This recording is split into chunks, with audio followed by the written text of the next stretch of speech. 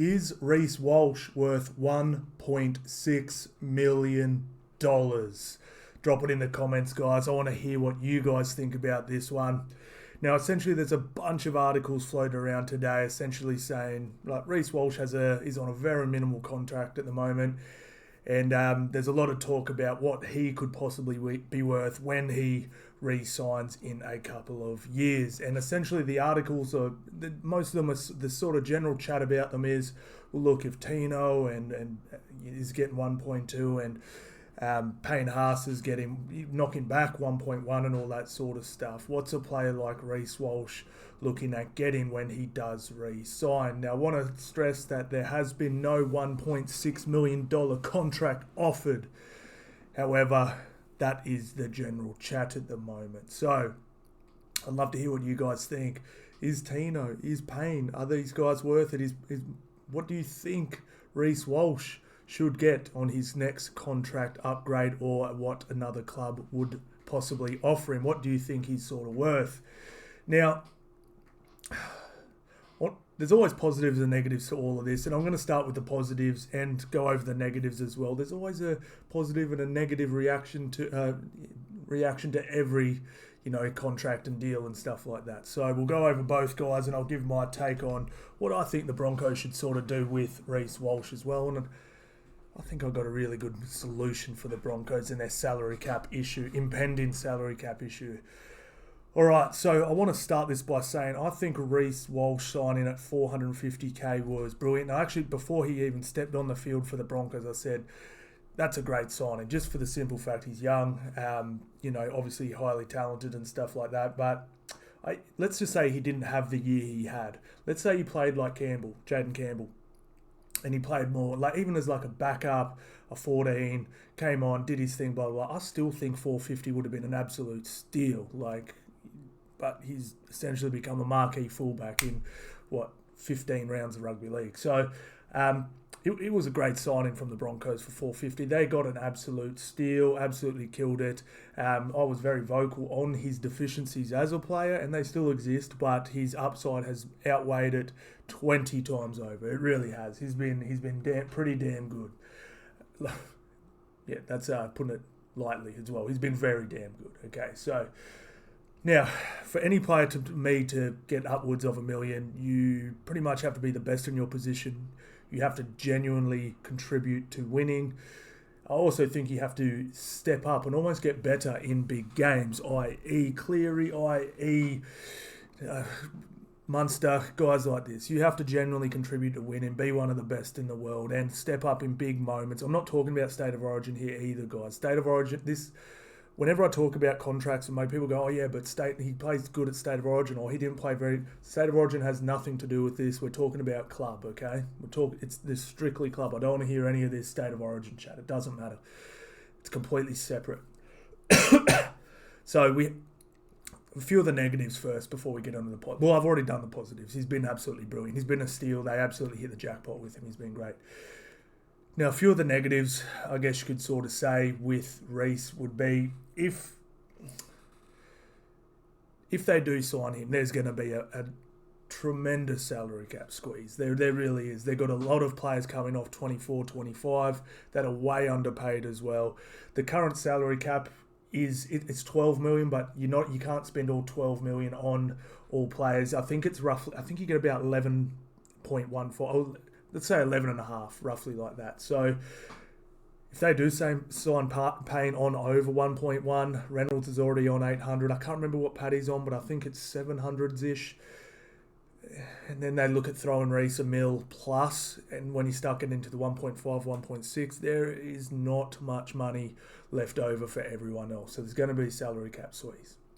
Now, if we want to talk about is he actually worth it as well, I mean, we have to look at some stats too. I mean, without being overly negative, like I said, I think his upside has outweighed his downside tremendously. But to get 1.6 million, that you're getting paid way more than even second or third place, like a Cleary or a Munster or a Ponga and all that sort of stuff. And as you can see through all the stats here, he's not topping any stat. other than negative plays, which is errors, which is striding ahead with, and handling errors as well, absolutely streaking ahead. And these were the two issues I had with him. However, Broncos... So last year when Reece was second or third last year at the Warriors with errors, but when he was with the Warriors last year, I know they're much better this year, when he made errors, Warriors couldn't defend them, you know what I mean? So there'd be tries on top of it. Broncos have been able to defend his errors. They have, and that's been absolutely huge. He is making plenty of them. He's striding like 12 more than Dom Young. That's pretty crazy, man. That's pretty damn crazy. So there is downside to this as well. But like I said, the Broncos have been so good, it hasn't really mattered. But one of the reasons why Broncos have been so good at defending these errors is because they have a good team. And one of the reasons they have a good team is because their salary cap is so balanced and so good. They've always been really, really good at balancing their cap. And their players are just good. So, like, no one on this list is on $1 million. Everyone's just paid pretty damn well. Everyone's on good contracts, but not overpaid. There's plenty of players that are probably on unders, but there's not a single player on this list that's overpaid. So that's what makes them a good team. Now, when you start paying players 1.1, 1.2, 1.3, you have less money to re-sign your Jesse Arthurs, your Kate Wells. I think Carrigan's locked in for a while, but yet they've already lost Flegler and Herbie, knowing that they're going to have to re-sign Payne, knowing that they're going to have to re-sign Mam, knowing that they're going to have to re-sign Cobbo, I think at the end of 24, knowing they're going to have to re-sign Walsh.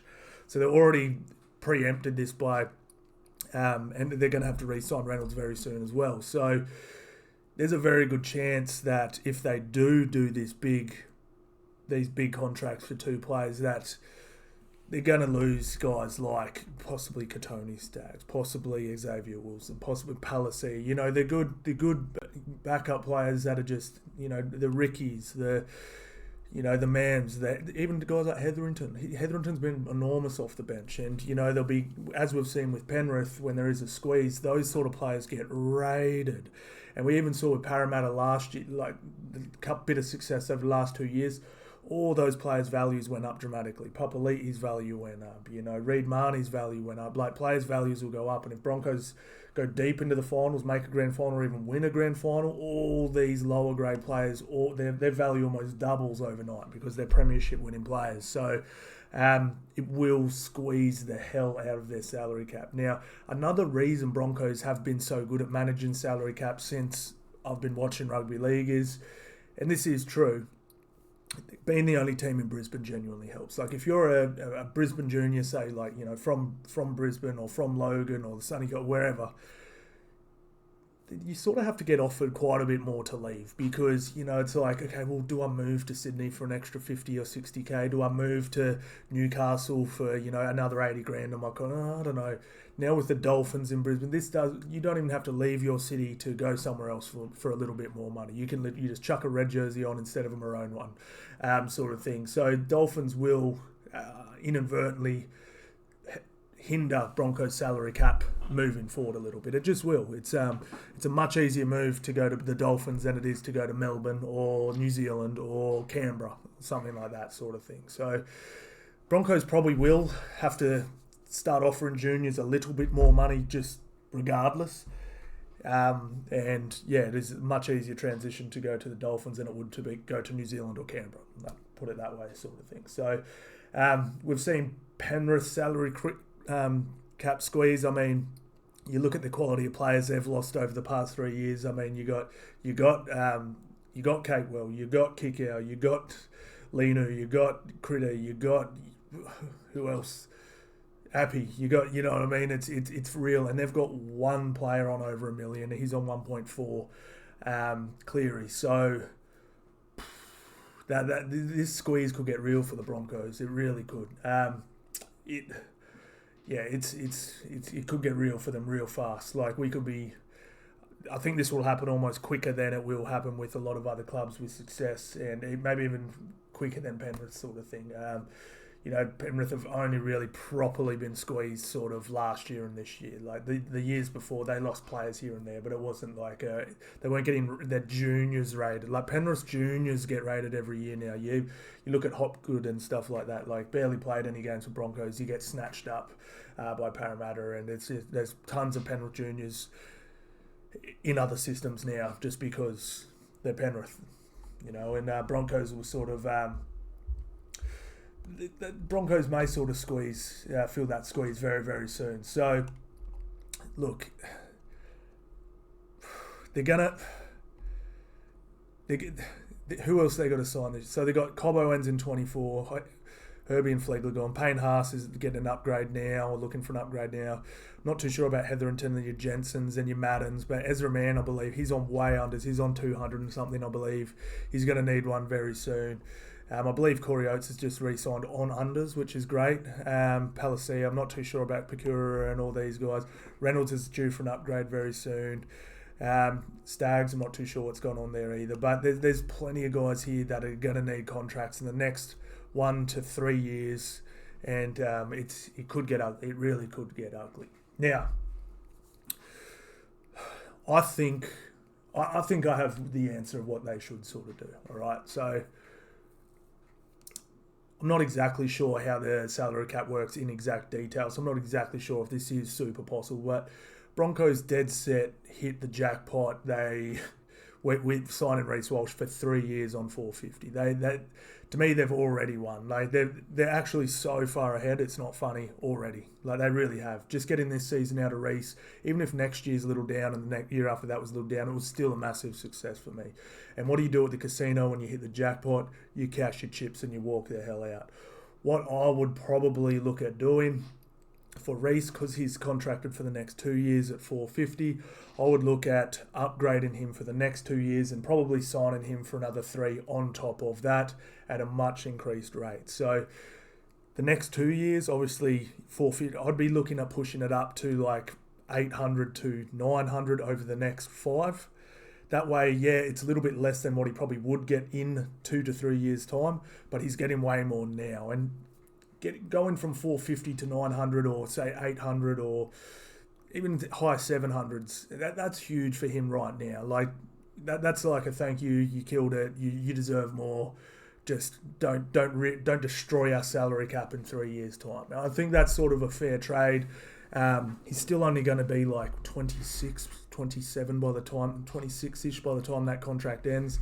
Still time for him to sign another mass contract if he wants to, or who knows what's going on by then with injuries and what's going on with the Broncos and all that sort of as well. That would allow them to essentially still hold on to a bunch of players and, yeah, like I said, not blow their salary cap out in three years' time, because if they wait and just get their absolute best bang for their buck off Reece over the next 2 years, which they will, but what's the point in having that salary cap space if you know you're going to get blown out anyway in 2 years' time by Reece? So they'd almost have to keep that cap space free anyway, because they know they're going to have to re-sign him in a few years' time or a couple of years' time. So yeah, I'd bite the bullet now if I was the Broncos and go, hey man, how's 850 for the next 5 go? That's a massive upgrade. You're getting more now, probably a little bit less later, but that's 850 is still a ridiculous amount of money for a 21-year-old kid. Boom, boom. What do you reckon? Problem solved? Problem solved. He gets an upgrade. Broncos' salary cap isn't destroyed. They can keep a bunch of these players. I think everyone sort of wins in this situation, and it's not like it's like I said. It's not like it's going to be Reece's last contract. He's still got heaps of time. He's still got heaps of time to earn even more money than that.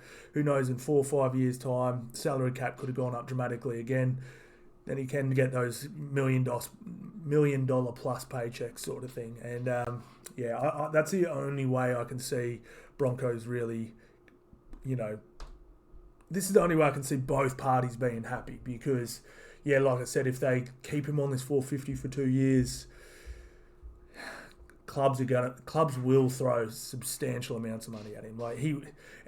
Broncos will almost price themselves out, because they're going to have to sign Reynolds and all these players, upgrade all these players shortly, especially if they let's just say they win a grand final.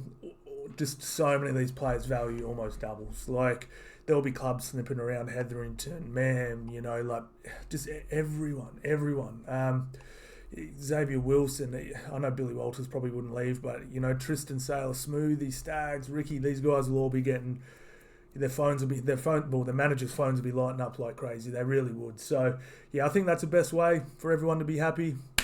Let me know what you think about this one, guys, and we'll have to wait and see how it all plans out. Thank you all so much for watching, guys, and I'll see you on the next one.